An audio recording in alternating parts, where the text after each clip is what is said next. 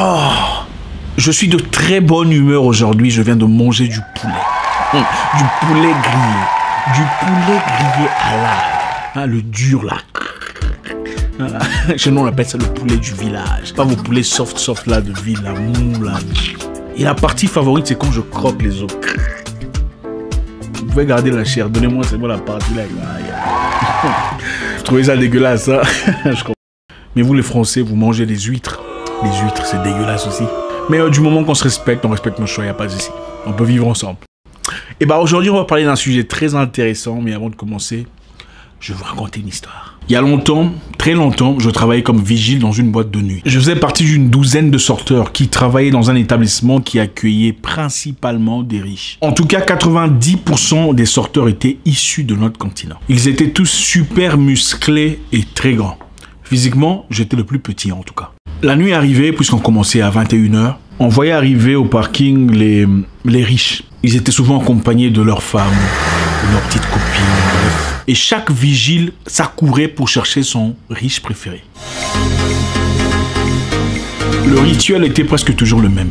Chaque sorteur allait voir son riche préféré et dire « Boss » en anglais. « Bonjour boss, bienvenue boss. Oh boss, vous êtes très bien habillé aujourd'hui. Superbe la nouvelle voiture boss. En tout cas, bienvenue boss. Je suis là si vous avez besoin de moi. Merci boss. » Oui boss, ouais. Chacun faisait de son mieux pour se faire accepter.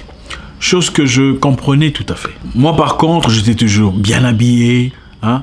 On était habillé en noir. C'était du noir. Mais il y a noir et noir quoi. Hein? Vous voyez ce que je veux dire. Donc voilà, toujours bien habillé, bien parfumé, toujours sur mes 31. Et je disais, bonjour monsieur, bienvenue au club. En m'écartant élégamment vers le côté, et je restais silencieux.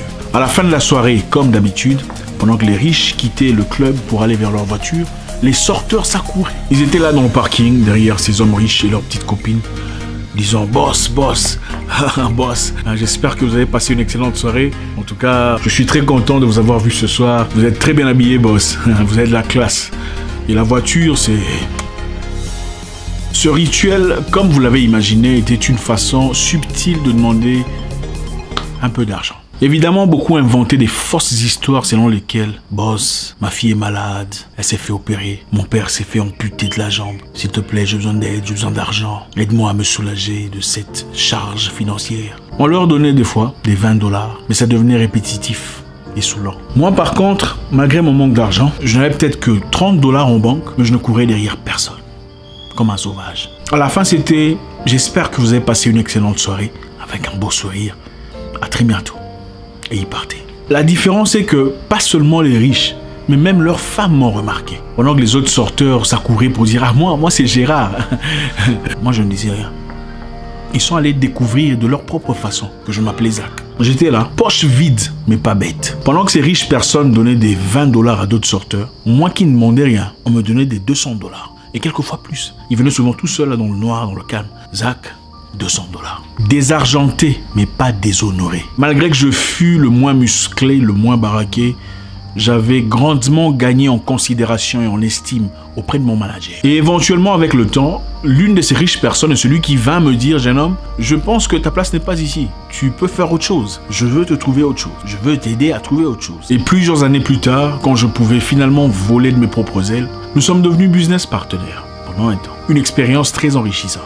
La leçon est celle-ci. Les fausses humilités, les humilités excessives, le lèche-piénisme peuvent vous apporter des miettes, un petit gain temporaire, mais rien de substantiel. Vous ne pouvez pas vous comporter comme un clochard et vous attendre à ce qu'on vous respecte comme une personne normale. Ça ne marche pas. Le respect n'a rien à voir avec l'argent que vous avez, la taille, la couleur de peau, la mesure de, je sais pas, vos capacités, pas du tout. Votre âge, non. Le respect se gagne. Le respect commence avec vous-même. Vous n'êtes pas obligé d'avoir des voitures, de l'argent, la popularité pour vous faire respecter. Absolument pas. Non, vous n'avez pas besoin d'argent pour vous faire respecter. Vous avez besoin de caractère, de charisme, de présence. C'est dégradant de voir des adultes incapables de s'exprimer correctement, sans proférer des insultes. C'est triste. Et très souvent, vous jetez un coup d'œil sur leur profil pour voir qualification, politologue, licencié en médecine, mais aucun reflet de... Pour vous faire respecter, il faut avoir des convictions fondamentales qui ne peuvent être violées, peu importe le sujet. Votre patron ne vous respectera jamais s'il sait qu'il peut faire tout ce qu'il veut à votre égard sans que vous ne réagissiez. Non, ce n'est pas de l'humilité, c'est un manque total de caractère. Quand il sait qu'il peut ne pas vous payer ce mois-ci, pour des raisons sans importance, le mois prochain, il fera de même. Pour vous faire respecter, il faut arrêter de rire n'importe comment. Votre rire doit être spécial. Quand on vous voit rire, ça doit attirer de la curiosité.